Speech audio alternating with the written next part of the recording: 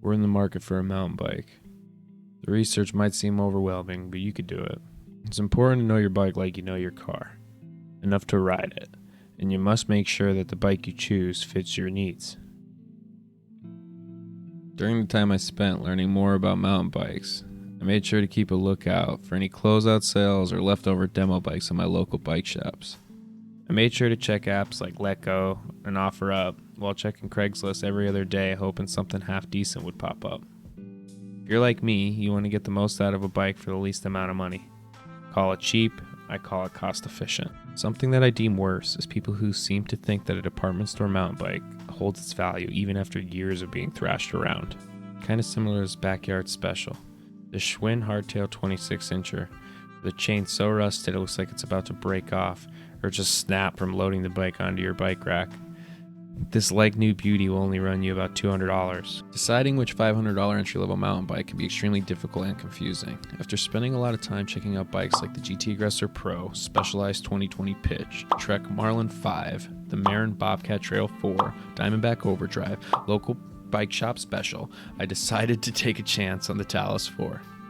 This video isn't really intended to compare my bike to these, but to tell you how I feel as a beginner being completely overwhelmed by the buying process in this price category. And if I'm satisfied by Raleigh and the construction on the Talus 4. Leo looks impatient, so let's go. Before I hit the single track, I took a quick ride near my house to see how the bike handles and to make sure everything worked properly. I will continue to upload videos detailing how this bike holds up over time, but there are a few key differences on why I chose the Talus over any of these other bikes. Most of the entry-level bikes that I mentioned earlier come with mechanical disc brakes and an 80mm fork. This isn't ideal for mountain biking on semi-rough terrain over a long period of time. I know what you're probably thinking. This is just another big box bike with a fancy name, and I was probably better off going with one of the bikes at my local bike shop. The problem with that theory is that the bike might have some potential. I scoured the internet trying to find any kind of reviews on this bike, from forums to Raleigh's website, YouTube, anywhere and everywhere I could think of trying to find something on these bikes. A few reviews from the Talus 3 just a few years ago gave me hope that Raleigh has kept up with the development of modern mountain biking expectations. The geometry of this bike isn't as aggressive as some of the other bikes I mentioned earlier. Again, everything I'm telling you is from someone who's trying to purchase their first mountain bike. It is my opinion that it's a lot like buying a car, where personal preference matters to a certain point, but also what are you trying to get out of your mountain biking experience right away? Are you the type of rider that's going to send it off a 20-foot ledge right out of the gate? I'm the type of rider who's more excited to explore and find new trails that suit my skill level. All said and done, shipped to my door, this bike was $507. Normally it's priced at $799.99 directly from Raleigh USA's website. However, it is currently out of stock at the making of this video.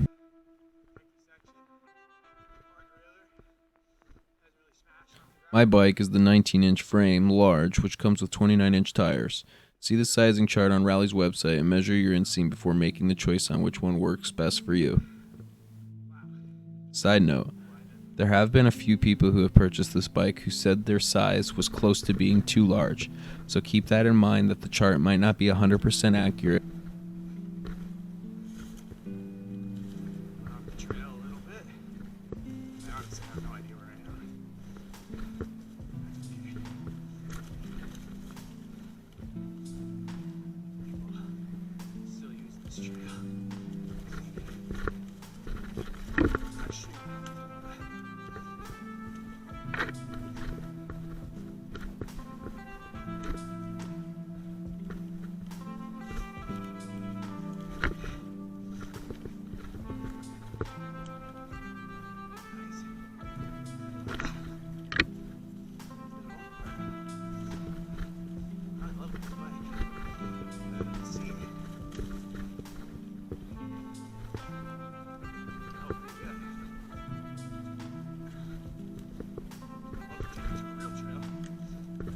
The trails near my house aren't extremely demanding, and most are made out of gravel. There is this one section with a steep but short downhill, and the camera perspective during the entire video will be mostly the trail below, so you can get an idea what the bike can successfully navigate over.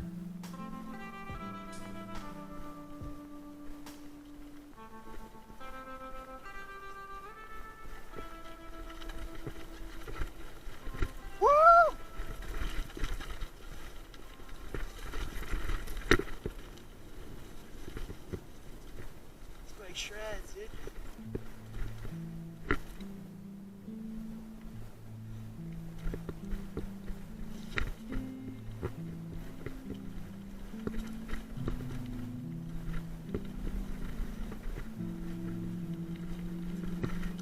She's a ripper. She's a ripper.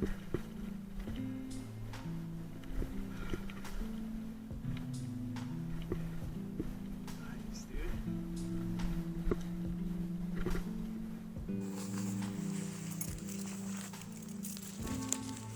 Come. After shredding the trails near my house, I figured it was time to give the bike a chance on some real single track. There are some local public trails that allow dogs, so Leo came along for the ride. This specific trail system offered blacks, blues, and greens, so I was hoping to get a good idea what the bike was capable of here. Make sure when you buy your bike, you think about how you're going to get it places. I got this bike rack used off of one of those apps I mentioned earlier for just $20. The straps aren't in the best shape, but you could just replace these with better ones later for not all that much money. Leo. Pro tip: Go ahead. bring your dog for extra control or speed practice. This bike climbs pretty well for just having a regular tourney setup. The crankset on this bike is an SR Shimano, to correct myself from the previous video. After climbing Main Street, a 1-mile access road, 236 feet, you reach Gravel Road and then Powerline Road. So this is the start of Gravel Road. If you keep going up there, you get to Powerline Road. And just to give you an idea of how high we are. So yeah, start of Gravel Road, and then up there's Powerline Road, and we're gonna take that down, and we're gonna hit the first black, Stonehenge. Cool? See you there. Powerline Road is just a grassy double-track descent that intersects to Stonehenge. As soon as we got to the top of our first trail system, a thunderstorm was making its way through, so we ended up scurrying home. Leo was anxious to get started, and also we had some camera issues this day, and we weren't able to record long sections of the trail.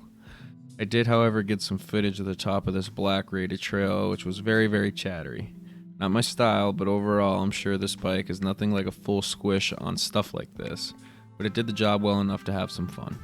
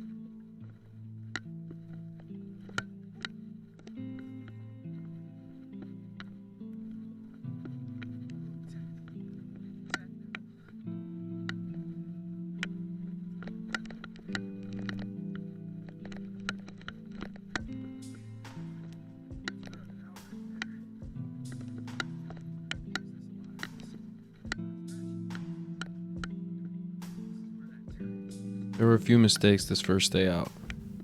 First, I didn't spend enough time researching before I headed out and spent a lot of time looking at my phone. Second, I tried a techie switchback section that I'm currently not capable of doing, and this wouldn't have been an issue if I properly tightened my pedals.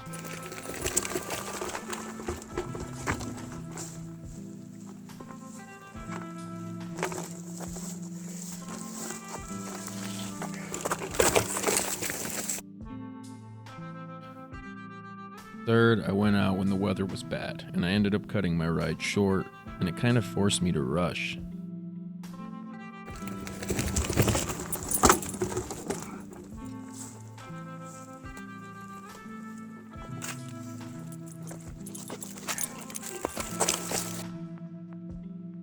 Did you hear that? Luckily, the damage happened to the non-drive side of the crank assembly. After nursing my bike down the rest of the hill, I was able to make it home.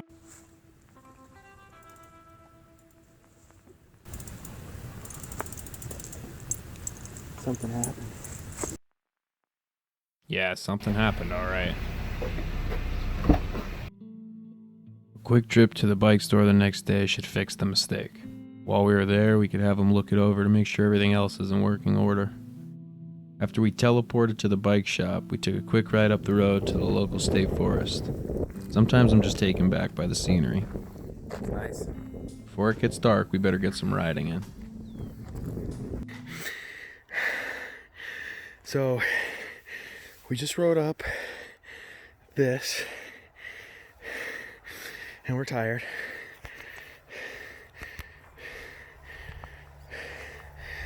We're gonna ride up that. I think I have to reference trail forks, but there's a couple ways we can go. That way looks like higher elevation. But I figured this is a good time to stop and talk about the upgrades quick. So, see, we added a mud flap from All Mountain. You get these at your local bike shop most likely. They're the more common ones. I ordered mine offline.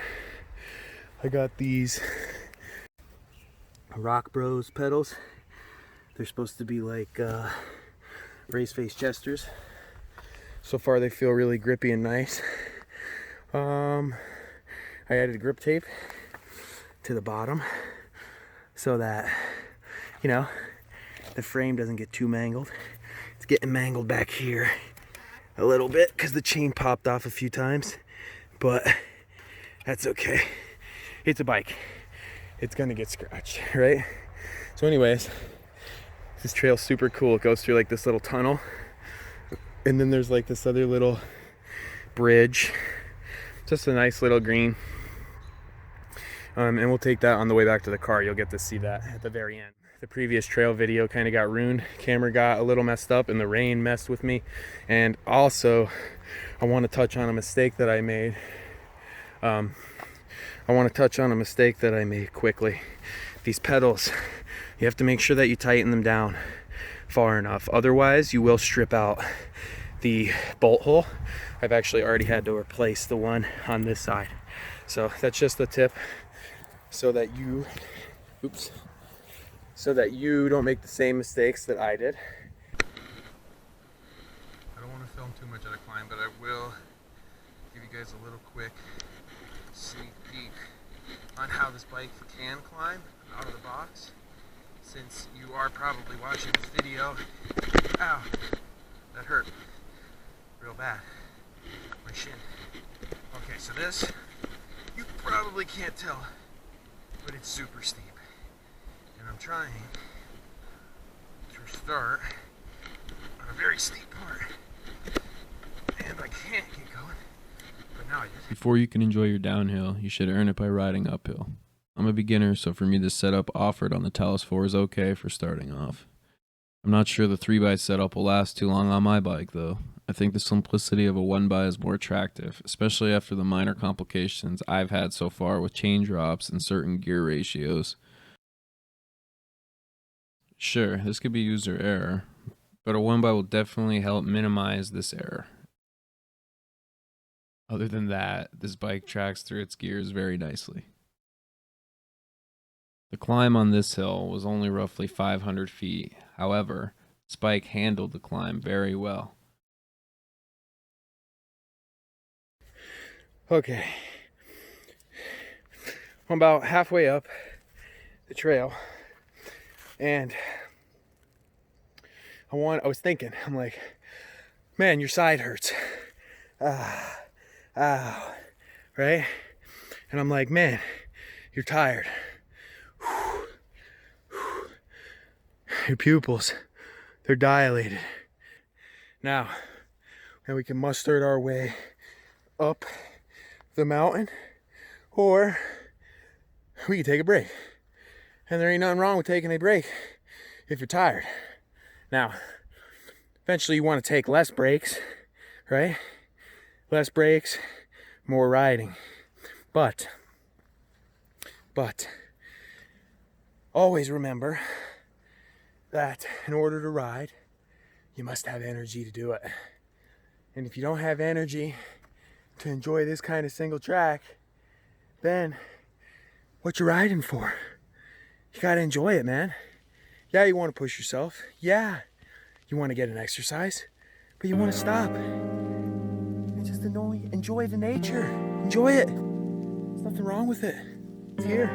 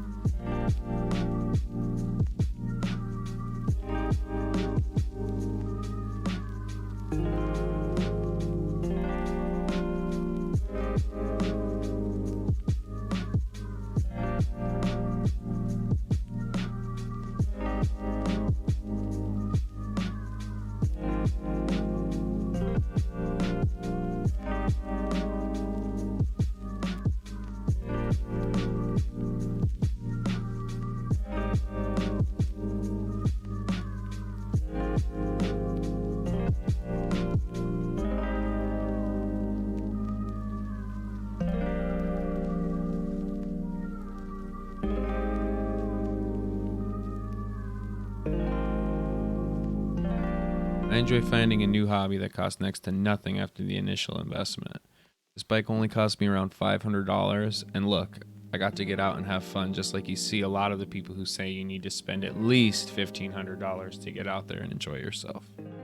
Sure, there will be routine maintenance on this, just like any other purchase I would have made, and I'm sure there'll be things I grow to dislike. Progress comes with time, and eventually I will progress out of this bike. And after a few upgrades, I'll probably consider a different one, and I can always take these upgrades off my current bike and swap them onto the new one. But for now, I'm going to enjoy the time learning on my new hardtail from Raleigh Bikes. Mainly, I'm happy to have another new experience in life. It's reminiscent of what it was like to be a kid. These hardtails have a way of tapping into your roots, and I warn you, be careful. This is addicting.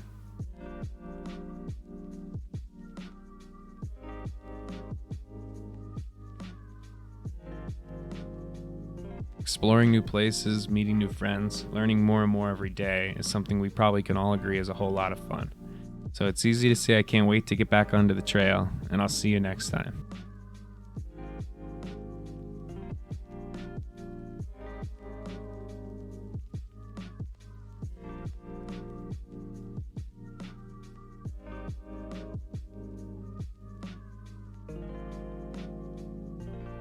Hopefully I was able to help somebody decide on what bike they'd like to purchase, and if you'd like to see more trail videos, please like and subscribe.